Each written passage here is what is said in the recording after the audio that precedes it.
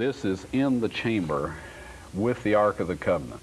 Uh-huh. All right, we broke our way in through a hole. We went 60 feet underground. We came back up.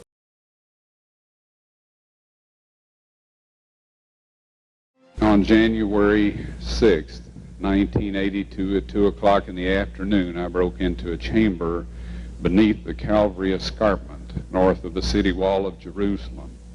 In that chamber is the Ark of the Covenant.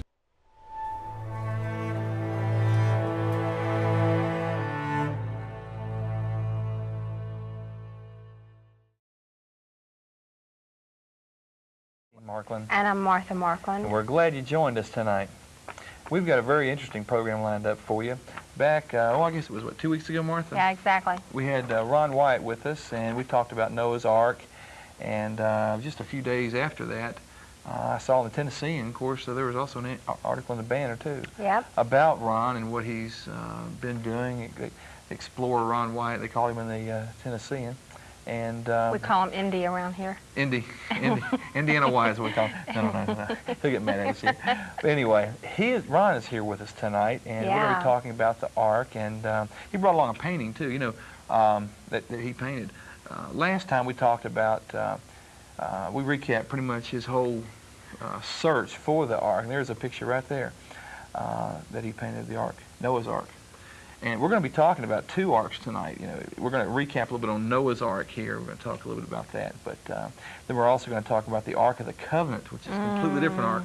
There weren't two of each kind of animal in the Ark of the Covenant, but there was, you know, the power of God in that ark. Yes. And we're going to be talking about that. He's got some very interesting things and some things that he's going to share tonight. It's going to be major worldwide news before too long. And, you know, we're doing the format differently, too, because we're not going to have as many songs. We're only going to have a couple songs, so we'll have plenty of room to time to cover all this and talk about all these details. Yes, Celeste Clydesdale will be singing in the program a couple of songs we all know you'll be blessed with. But right now, let's welcome Ron Wyatt. Ron? Hi, Ron. Welcome back to Maranatha. Gene, thanks. Good to be here again, Martha. Hi. I brought this article. I clipped it out of the Tennessean. I guess the last time you were here, you covered pretty much the material in here. But the article, let's see if we can get a shot of it, maybe on camera 2. Explorer plans new trip to get Noah's Ark. Here we go. Ray Waddell wrote that article. And then there was also an article in the Tennessean, and we've seen some things on the local news shows and so forth. Yeah. But over the last few weeks, really. Yeah, well, since he's been on the show, there's been a lot about it. Well, you know, he's done a thing. It's going to be in 2020, I believe. What, next week? Or? Next Thursday, if everything stays on schedule. Thursday of the, well, we'll just say the date is October the 10th. At different parts of the week when this airs, it might be the day before, the day of. Yeah. When they see this, but yeah. They're doing a program that's tentatively scheduled for there, and they're going to talk about your search. And was there anything that, in talking about, you know, how you found what got you interested in the Ark, Noah's Ark, and in your travels and research and everything, was there anything that we left off last time that you want to say about that? I think we probably covered it pretty thoroughly, Gene.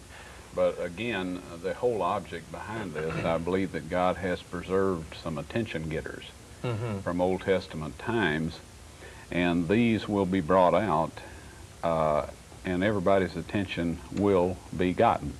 God does know how to accomplish His purpose. Not only that, He will, He will accomplish it. Yeah, this will be so dramatic that no one will be able to deny it. Well, at the outset, everybody will be persuaded, but there's a phenomenon among human beings that if we don't like a certain truth, then our mind starts to rationalize that truth away and to water it down, and we can actually arrive at a point in time later by this rationalization process where we deny what we actually, were convinced of shortly before. Yeah. And according to the Bible, there will be a few saved, very similar to what happened at the time of the flood, but there are indications that there'll be more than 8, of course. But although everybody will be convinced at one point by these things and the stories that go with them, and I believe that God will reveal His power like He did through the disciples and the apostles, and it will be a little more noticeable as the power of God than restoring the sense of smell, perhaps, in some of these things that we watch these days. Although smell is important, I'm not downgrading that. But I was going to say, some certain Christian people, they may say, well, I have faith in the Word of God. I don't need any physical evidence, and what good is this, And what would you say to a person that says that? Well, it's a lot easier to say when you're sitting in your house or in church than it is if somebody has a gun pointed at the end of your nose, and you know that if you say, yes, I believe in Christ or whatever, they're going to pull the trigger. It takes just a little more faith under that circumstance. And only God really knows how much faith each individual needs. People crack under different amounts of stress. Like, for example, in the interrogations during Second World War, the Korean conflict, in Vietnam, some people cracked under this pressure. They didn't have the tolerance, and other people could tolerate splinters driven under their fingernails and just all kinds of hideous things and just maintain their silence. But we don't know that, and so, but God does. And so if we say, Lord, fit me for what's ahead and what you want to use me for, He'll get the job done. It may not be real pleasant, but He will get the job done. Well, there are places in the world right now where people have to, are asked to deny their faith, and through great adversity, they suffer for the name of Christ, even right now. Right. And say, for example, in Iran, if you are not a Muslim, or if you're a minority Muslim sect or something, they'll kill you. Oh, yeah. I mean, they try to exterminate the Baha'is. They're different sects. We read about that in the paper all the time. Right. And so Christians are so-called, not necessarily Christians, but people that claim to be disciples or followers of God, do the most hideous things to their fellow man that can be imaginable, much worse than somebody who doesn't claim to be a Christian. And by the way, Hitler claimed to be a Christian. Oh, yeah. Probably not too many people know that. But well, the Jewish people know that. Yes. The Jewish people tell you that. That's one of the big, that drove a big wall between a lot of... That could really be a turnoff, couldn't it? Jewish people and the Christian people. Well, isn't that really the reason you got into exploring and finding relics and things like that? Because you wanted tangible things that people could have faith in and know that God's Word was true. Right. You look out in the world today, we have a good life, basically. None of us here have missed too many meals. I haven't. I haven't. And, and we have it good. But in this earth, there are people that are starving to death, and you fly plane loads of food in there to feed these people. The government or the mayor or somebody gets all this up, carts it off and sells it to somebody and sticks the money in his pocket. And so the money that's collected to actually help these people, very little real help gets to these people. Yeah, I've heard a lot of stories about that, it not getting to them, and Christian missionaries' trucks being blown up and different things. But when you look at all of that, you see the world is in a traumatic state, and I guess we're going to come to the point where it's going to take something like this to make the everyday, I guess, agnostic, so to speak, person that's not of faith to shake them to say, hey, there is a God. I want to know about this. And some of these things are going to happen. Now, Noah's Ark that we've been talking about the last few shows, and which will be a subject of 2020 coming up and so forth. I mean, that seems to me to be, that goes right back to the beginning of the Bible, and that's the basis of a lot of our beliefs. I mean, that right there, if that is proven to be, Noah's Ark, the one ark, well then, from that on, that's the thing that, how could someone deny that? I know some people will, but I know it'll strengthen a lot of people's faith. That's right. With this and the chariots in the Red Sea, the giants, remains of giants, the real Mount Sinai with the altar that Moses set up, the 12 pillars of stone, the Ark of the Covenant, all of these things, they're going to be hard put to look the other way from all of this. Now, let me ask you something. You just said a mouthful there. Noah's Ark, chariots in the Red Sea that proved that the Red Sea was parted and the Egyptians were killed. and you talked about the place where they worshipped in the wilderness, the stones, the 12 stones. That place, it has fallen down. Some of the stones have fallen down, but that altar is sitting there. I mean, just in perfect position. And the 12 pillars of stone are sitting there. In the Ark of the Covenant, all these Right. things. Now, why is it, someone might be saying now, how does he know all this? What is it that has enabled you to be the person who is involved in all these different projects? It seems to me just one of them would be the find of a lifetime. Yeah, when I started the Noah's Ark, you know, that was the end of my imagination and aspirations. Mm-hmm. But I began to, like I said a minute ago, something needs to be done here. And I pray to God every day. I say, Lord, please make a quick end to what Satan is doing to your creatures on this planet. You know, and this was the burden that I took to the Lord and asked him, what is there that I could do that will be effective? And I was impressed to go look for Noah's Ark, but I was impressed to get the story straight first. Nobody is going to get these things out without the story is straight. Mm-hmm. God didn't preserve them to have somebody come along and grab it out and tell the wrong story. That is not going to happen. Uh-huh. And so as to why I've gotten to do this, I must have been the only one that volunteered, because probably I'm the least qualified person that you could think of. And he does say that he'll use the simple to confound the wise. Now, I'm hoping that the term simple there means uneducated in the sciences, but it may just mean simple in the full sense of the word. Now, you at the beginning, and I guess even now, you finance your own trips. You know, the whole thing is something that you do on your own. We've had some help. This last trip, some people out in California, a lawyer out there, Tom Anderson, he put a bundle of money in, and I mean, rendered a service that was just fantastic. Mm. Now, I spent some money on the trip too, of course. I pay my way pretty much. So I'm not obligated to people. Right. Well, I know you always have. I mean, you've always paid your way over there. Yeah, but this is actually the first time we've had some real financial aid. Before that, it's been out of my pocket.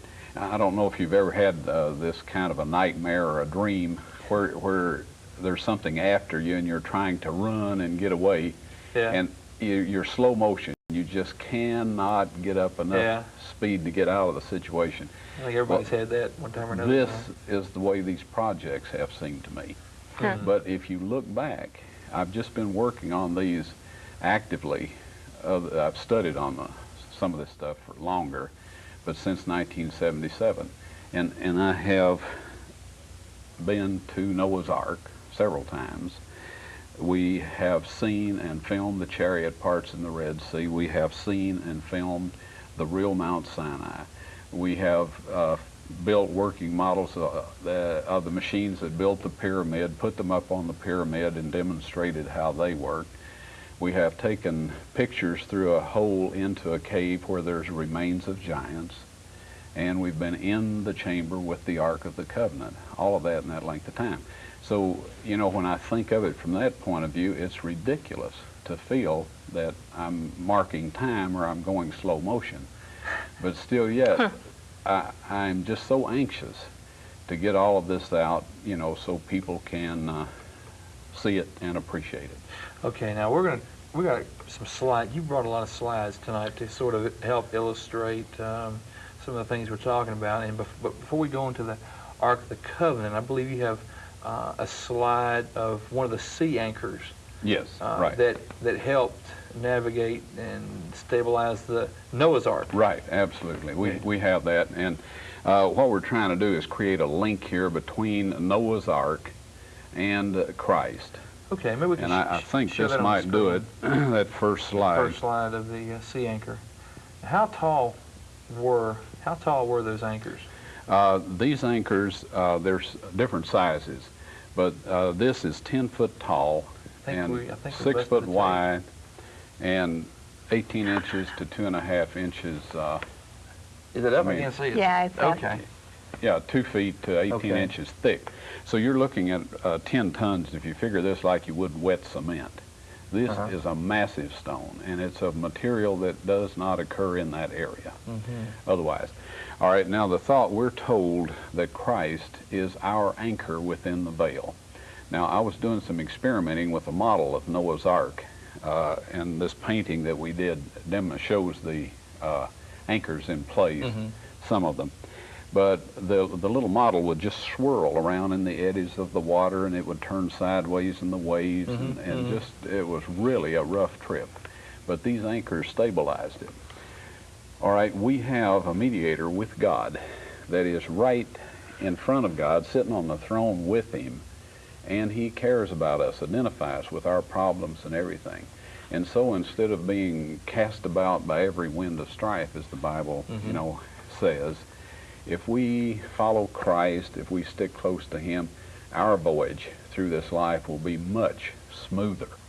And so what we're going to see tonight, Gene and Martha, are some slides that we took working on the Ark of the Covenant. Now, I believe that that will be the last of these big things that God has reserved to get people's attention. I think this will be the last thing that's brought out before probation is closed. And Christ says, he that is filthy, let him be filthy still, and he that is righteous, let him be righteous still. And behold, I come quickly, and my reward is with me. Yeah. But we will share this tonight. We're not going to tell anybody exactly where it is. Now, they say that you should tell the truth, the whole truth, and nothing but the truth, okay? Tonight, we're going to go for 2 out of the 3.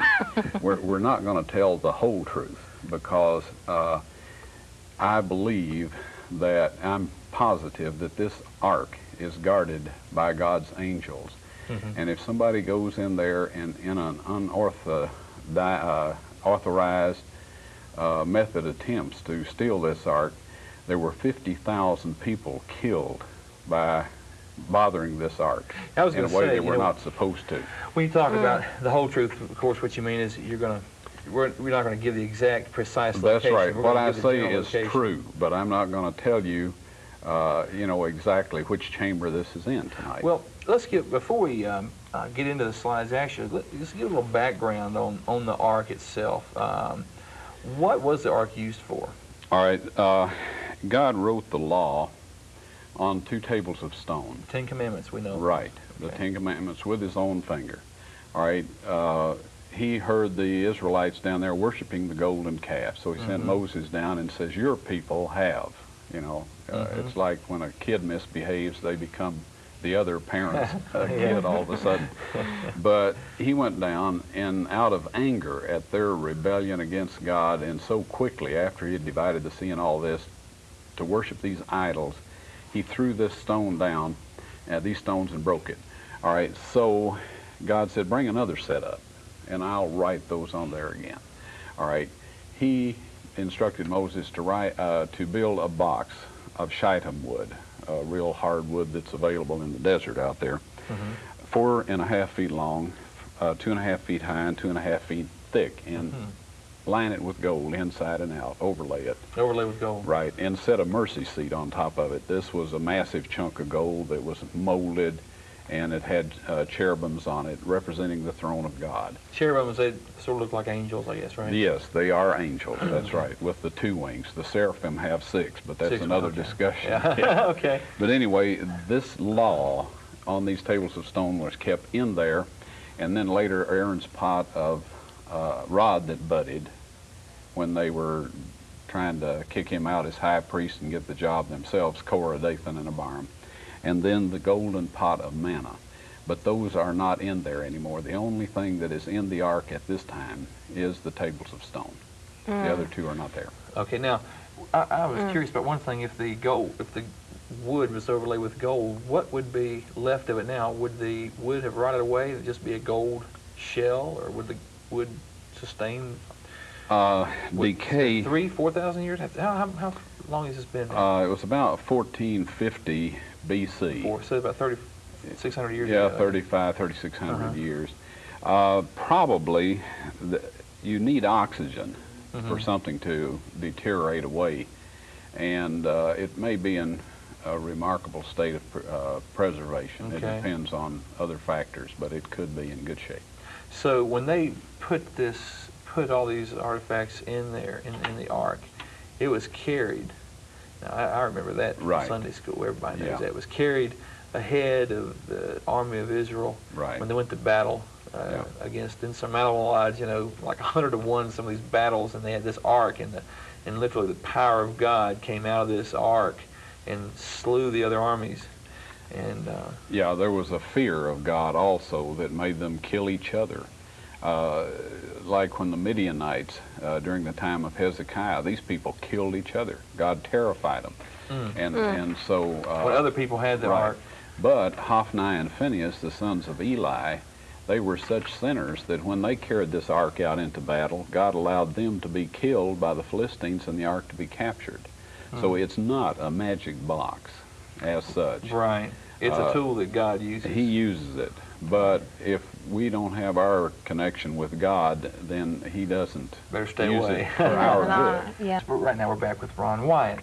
Now, Ron, before we went to that song, we were talking about the Ark of the Covenant. We described basically what the Ark of the Covenant was, and there's a lot more to the Ark of the Covenant. We just sort of touched on a little bit of the history of the Ark of the Covenant. Right. But basically, it right now has the Ten Commandments in it that God Himself wrote in stone the second time. That's correct. Now, let me ask you this. Before we start showing the slides, what got you interested in looking for the Ark of the Covenant?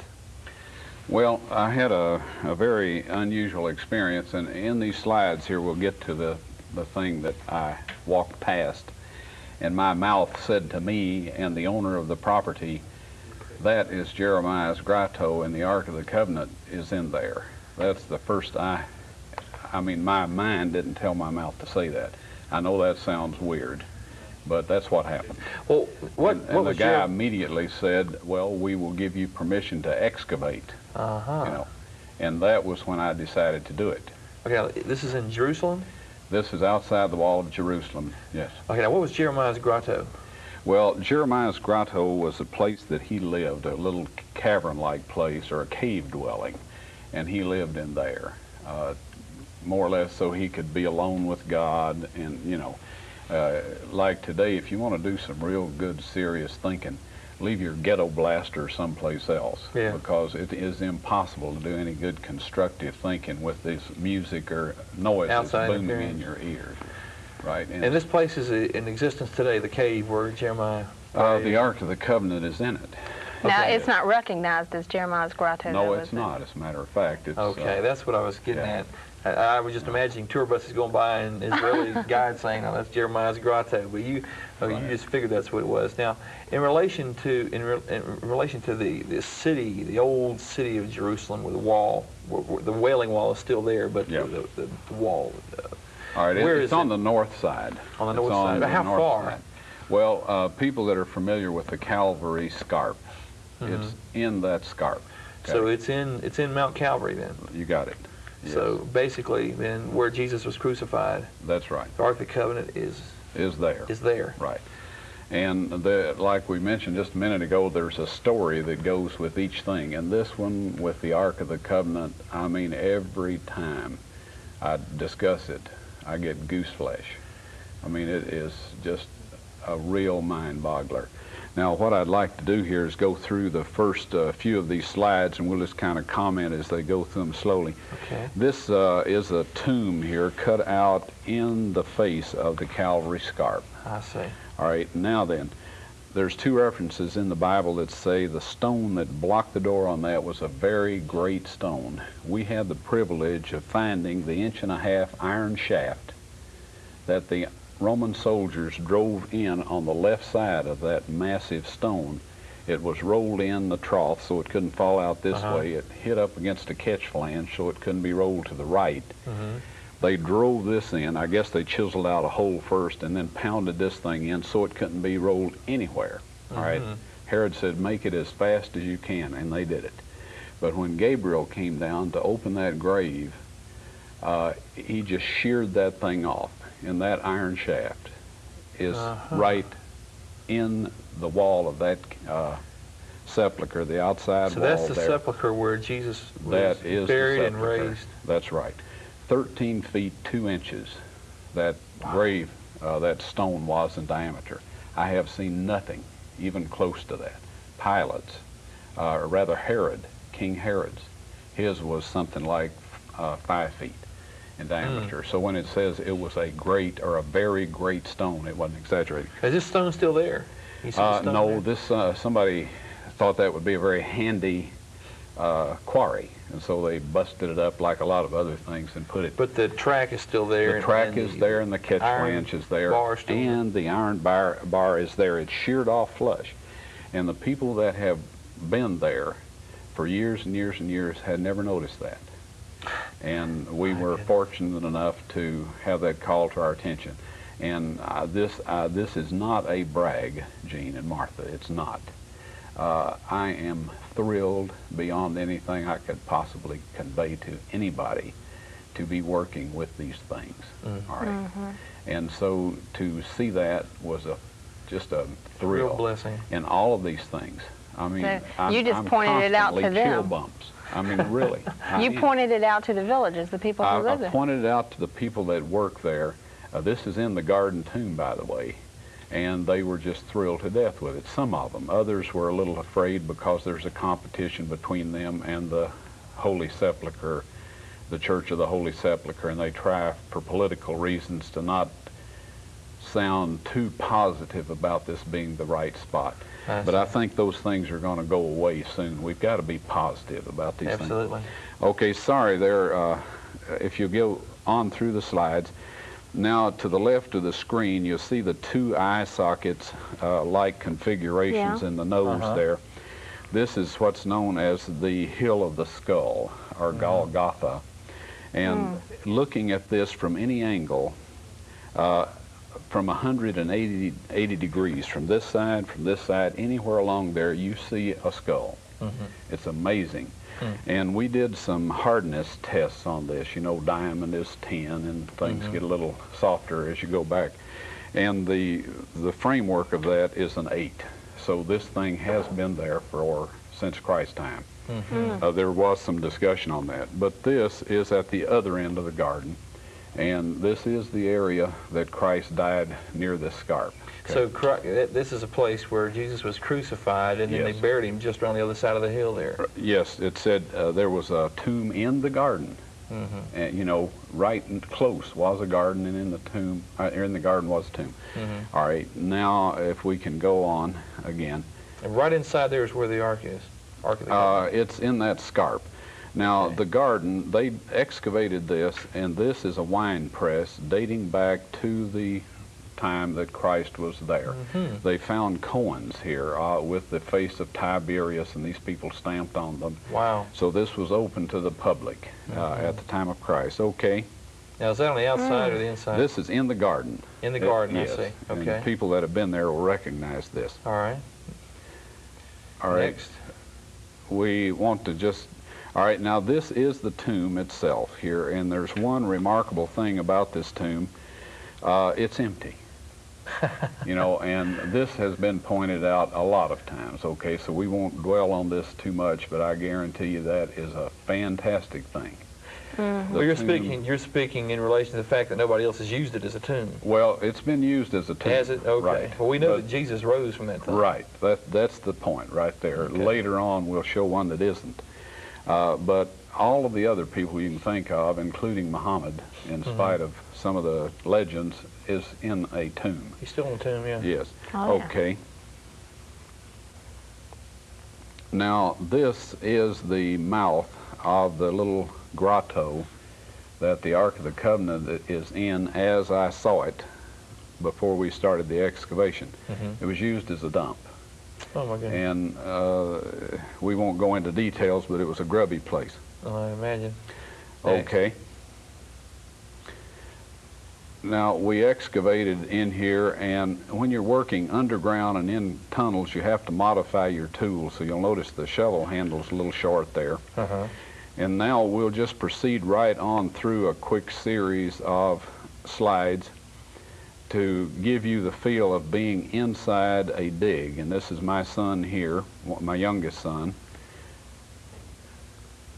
And this is my older son. Long hair was in style back in the early 80s. And this is one of the holes from, now we can stop here for just a second. When we were working in there, we found these cutouts that you'll see later where Jesus of Nazareth, King of the Jews, was posted in the 3 languages. We'll show you that tonight. Okay. We even had it printed up in those languages and put there. But the holes, or the places they were put, are the ones that were there originally.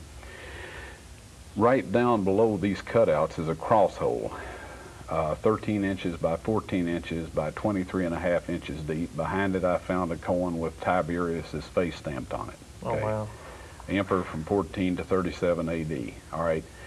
When I got there, I said, Lord, which way do I dig now?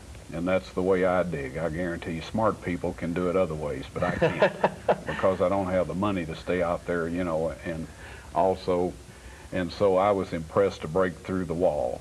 And to show how smart I am, after God showing me a lot of things that he has, I wouldn't even break through the wall. I said, that's ridiculous. You know, a smart person would have said, okay, great, you know, so far you've been exactly right, and it went to work on the wall. A week later, I told my older son, I said, every time I pray about where to dig, I get impressed to break through the wall. He said, well, let's do it. We broke through the wall, and there was the cave.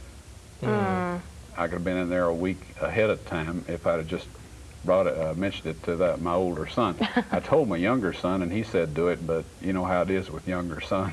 They don't get no respect either. So you were in, okay, let me see if I get this right now. You were in some of the caves. I guess they just sort of go through, honeycomb through that hill? Yeah, inside? We were outside the cliff, right down the face in a tunnel that we went in. So then one of the tunnel walls is where was God the scarp, right? Showed you to break through the thing, right behind the cross hole. Okay. Now I figured that when I found the cave that there would set the Ark of the Covenant. Okay. Now if we can continue our little journey through the cave here. Now this is looking into part of the cave, and just move right along because we won't be able to cover it if we don't. As you can see, it's very dark down in there. Some of the tunnels were around. Just keep rolling on the slides, please. All right, this is what we're doing. Just imagine yourself crawling through this system of caves and tunnels and this sort of thing. One of my helpers at the bottom of a hole there. Looks like I've lost my head in this slide, but that is me working there. Now we used a metal detector. We use all of the electronic equipment we can get. You know, we pray about it, but we also use the electronic equipment. God gave us these things to use, and when we can't use those to find out what we need to know, then we ask him. But if we don't use them first, you know, we really hadn't done our best, I don't think. Yeah. And so here we are still working our way through the cave. Now this took 11 trips in a period of about 3 years. We actually found the Ark of the Covenant on the 6th of January, 2 o'clock in the afternoon. And I was broke, $300 behind in my hotel bill, which an Arab gentleman gave me, $300, and he didn't even know I was broke. My goodness. As another... What year was this, 83, 82? 1982, yeah. All right, we're still in the tunnel here moving along, and if some of these you just squirm down through. Now, my sons being there, they are smaller than I am, and so they got to be the trailblazers through a lot of these. Tie a rope around them and throw them down the hole. We didn't see any snakes or anything. We did see some stinging worms, and now this is down in the hole again here. They didn't see any snakes, huh? Yeah. No, we didn't. Spiders, yes. Okay, just this is a little tour through the cave, and we'll just keep rolling until we get in the chamber here. And this took 3 years. That's right. We didn't work solidly. We well, as you came and went as we could afford it. That's correct.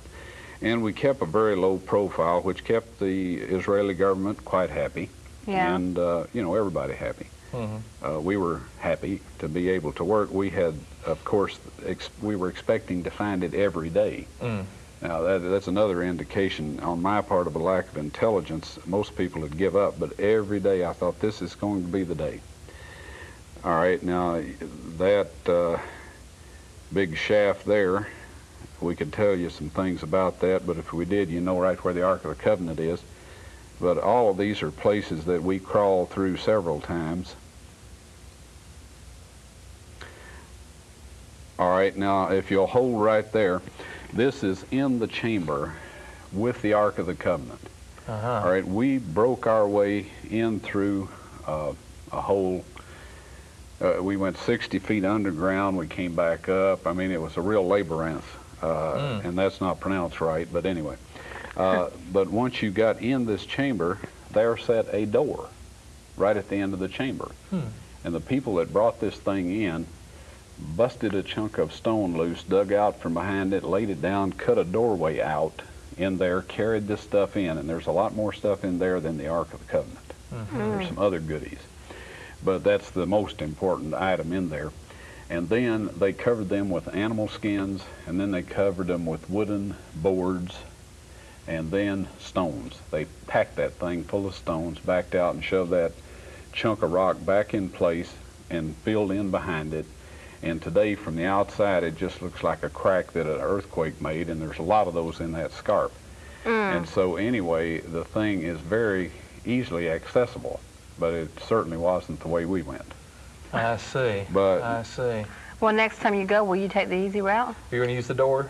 We hope to come in by the door and not be thieves and robbers, or, you know, by going in another back way. door. Yeah. Okay, now let me... You can't get it out.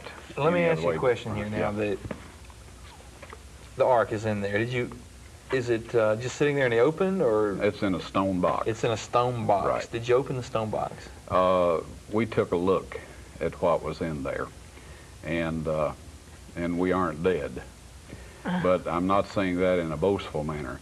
See, God will use people, you know, and that's an honor to us. And I'm not the only person that could look at the Ark, and I'm not going to be the only person that does.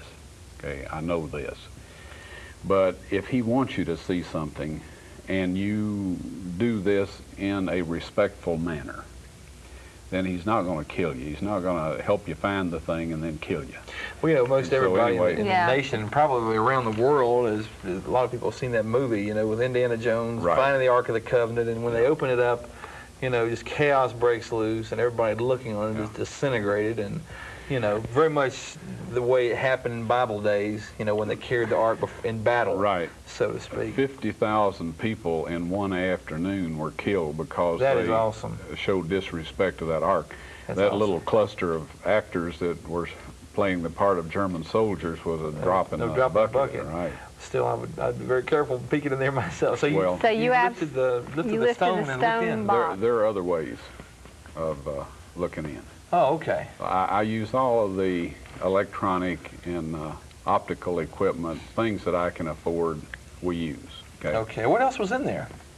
In the chamber? In the chamber, the altar of burnt offerings, what's left of the old sanctuary that they carried around out in the wilderness, the table of showbread, and the candlesticks. And there's some other gold furniture in there. And I'm, you know... how about David's sword? We registered iron in there, okay, and I think that his sword's in there, but I won't, I swear to that. So when you say registered, you mean with your metal detectors? Yeah, modern metal detectors have a little dial there, and you dial gold, and you can pick up gold, and you dial iron, and you can pick that up. You can dial up these little tabs, cold drink tabs, and you pick them up, and you can null these things out too. So that's amazing. Things are easier than they used to be. Was everything, we're getting ready to go to the song here, was everything covered still? I mean, covered with the boards and everything, rocks and all? Yes, there had been a lot of decay and like this, and apparently there had been enough earthquakes that the stones were shaken down approximately 18 inches, an average of that. The top of the cave wasn't smooth, but Anyway, the stuff is in there, and I guarantee you when I left out of there, it was covered back up very carefully. I bet. Yes. I want to talk some more about this in just a moment. We're back now with Ron and Wyatt. This is exciting. Oh, this is. It very, is. very, very exciting. You know, it's history making, and I know some great things are going to happen. Ron, all right. How did the Ark get there? I mean, it seems to me that everybody thought it was lost for centuries, and nobody, you know, surely if the Israelis knew where that thing was, they'd have it out and have it in a temple, you know, to me.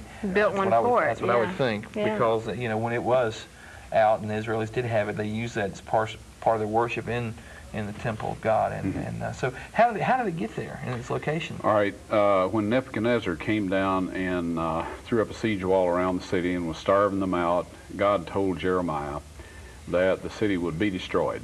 And Jeremiah shared this with the people. He said, if you humble yourself, told the king this, and go out and humble yourself to the king of Babylon, God will preserve you. You will not be destroyed. But he wouldn't do that.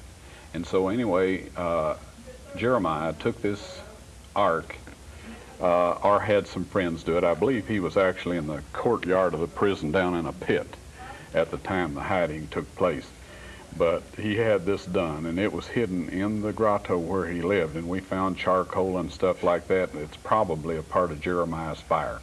But so this at the time, okay, at the time the Israel, the city of Jerusalem was under siege, and there was a wall around it. Right. Okay, so at that time, then the location they hid it would have been within the city. It would have had to have been within the city, or an area right outside the city that they could get to without being seen from the wall. And this wall was back out of range of the catapults. Okay. Okay. And so the enemy, as they would fire upon them with catapults, it wouldn't harm them. Right, they'd fall How long short. were they under siege? Do you remember? It was close to 3 years, I think. It was quite a long time. I know the people up on Masada were under siege for about 3 years. But anyway, this was hidden. And there's a list in 2 Kings of everything that Nebuchadnezzar carried away. And then later on, it was brought back. And there's another list of that. I can't think of the minor prophet's name right now that brought it back.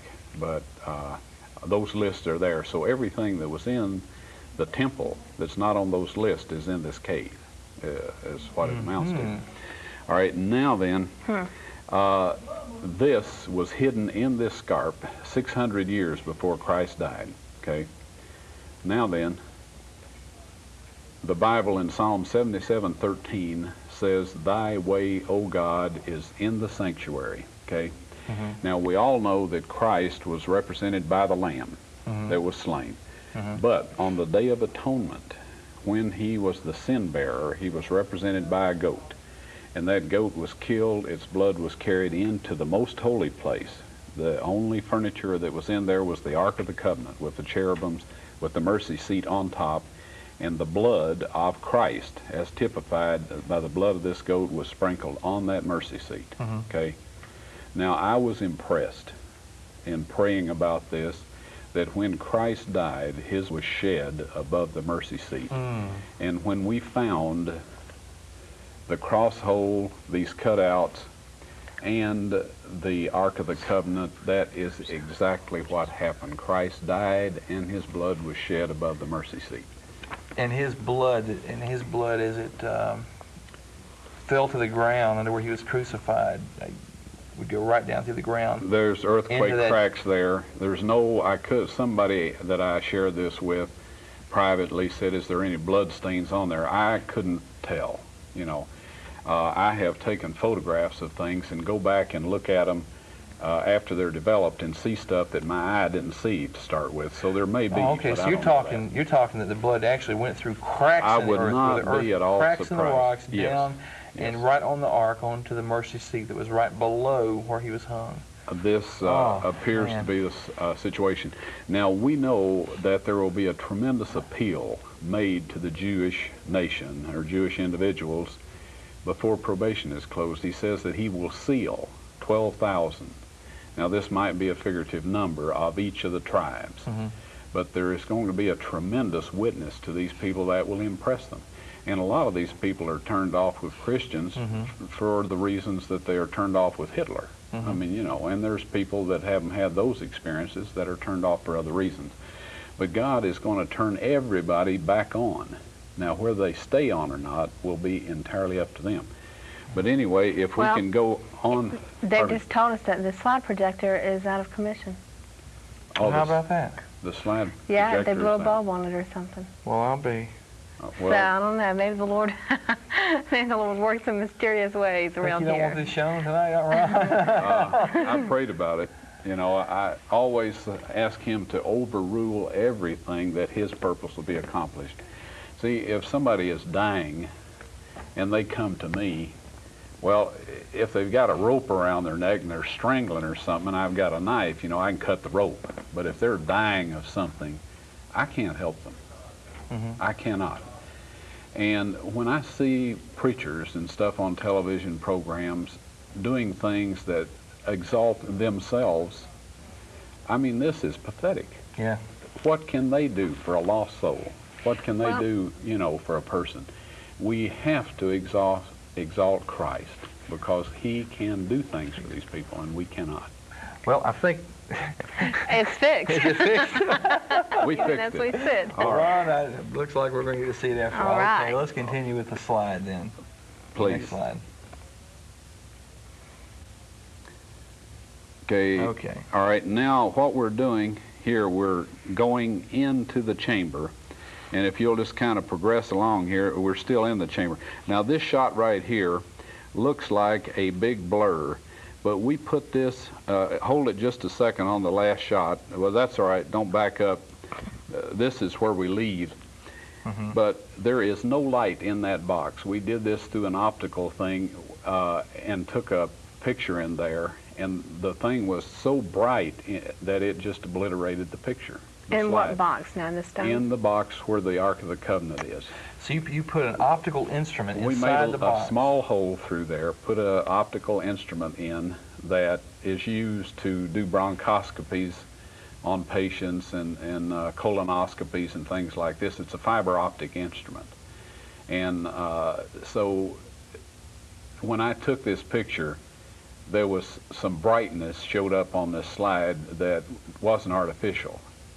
And Oh, so my I goodness. could not get a picture of what was in there. Every time it was just wiped out by this brightness. So there's a bright light inside. There's this something in box. there that Canceled my out, more or less. right, I could not get a shot. Now there's probably people that could, but I thought I tried hard. You bored through the concrete then, the concrete Not box. the concrete, it's stone. Stone, I'm sorry, the Right. stone box. Yeah. Now, did light come out of the hole of the stone when you bored through it? No, there's no light came out. Question. So whatever it is, it's something that I couldn't How big see. a hole was it? I think it was about a 5/8 inch grill, right at that. And how deep was it? How deep, thick is The thing stone? is about 3 inches thick. Now, being a real smart cookie here, I didn't measure how deep it was, and I was too excited at the time. Oh, I bet. But the bit I bought was about like this, and it went through. You know, it went through there. So anyway, the Ark of the Covenant is in that box. Okay. And you Now know then, that. You know that I without will a shadow. stake my of a doubt. life on it. And And you're the only one who knows where it's at. no, His son. Jim Irwin knows where it is. My sons know where it is. There's one Israeli official knows where it is. What would keep them from going in there and getting it? We probably should not get into the reasons, but it has to do with political situation. And It would seem to me that if the ark is revealed, well, then there are hardcore. I'll say hardcore, but I mean, yeah, what's the word I'm looking for? Fanatical. Repercussions. people. What some people call fanatical Israelis that Right. would say, okay, we're going to go over here and the Mosque of Omar is going and the temple's going to be You built. got it. You got it. I see. The Mosque of Omar would get blown up. This thing has to be done properly. Now, if you're going as a missionary to Africa, you could just run right out in a village of headhunters and say that I'm a Christian and I'm here to convert all you people. Right. Well, you'd probably be in the stew pot pretty quick. So there's ways of doing things. Right. Yeah. And there is a scenario afoot that will get this out without causing all of this, we hope. You know, there's you a can scenario only do your taking best. place right now? Yes. Events that are It has happening right been now? since we found it. Yes. So do we have more slides we need to look at? Yes, but this will take us right back out through the way we came, and my son was sitting down there guarding the door so nobody could come in. We had a few uninvited guests. All right, now this is a shot of the Garden of Gethsemane. This is where Christ, you know, went through his mental agony and made the decision to go through this for us. He did not have to. He made that decision right there in that garden. You know, the thing about that, why you mentioned it, the thing that always gripped me about the Garden of Gethsemane and Christ going through that mental anguish, you know, not only the fact that he was going to be crucified and tortured and die like that, but will God raise me from the dead? He had to have faith. That's the thing.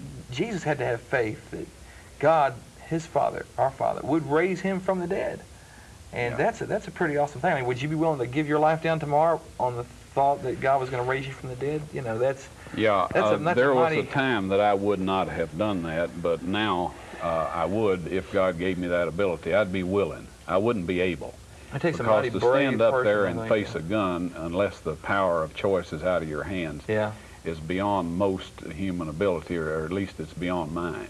Well, they say we only have 3 minutes. Are we finished with the slides? No, we've got another one here. Okay, let's roll the slides on then, because there's some I want to show you. Just keep going. We'll pass this one, these two up. All right, this one here. Now, the cutouts there, we painted or drew Jesus of Nazareth, King of the Jews, in the Roman and the Greek and the Hebrew languages, and we put them there, and we set this up to resemble what happened to Christ on the cross. Okay. Now, the cross hole is actually right straight down below where we set this thing up. And so Christ, 600 years after the Ark of the Covenant was hid, died right above the mercy seat, and his blood was shed on it. Okay. Now, this is spectacular. The Jewish people are familiar with the sacrificial system, and what this represents is his blood wipes out our guilt that we have accrued by breaking this law that God wrote with his own finger. Okay. Now, if you'll go on right quickly here, we'll get a couple more slides in. Next slide. There we go. All right, this is another shot of the same thing. Keep going. Okay. All right, now this is a beautiful garden, part of the garden there, of the garden tomb.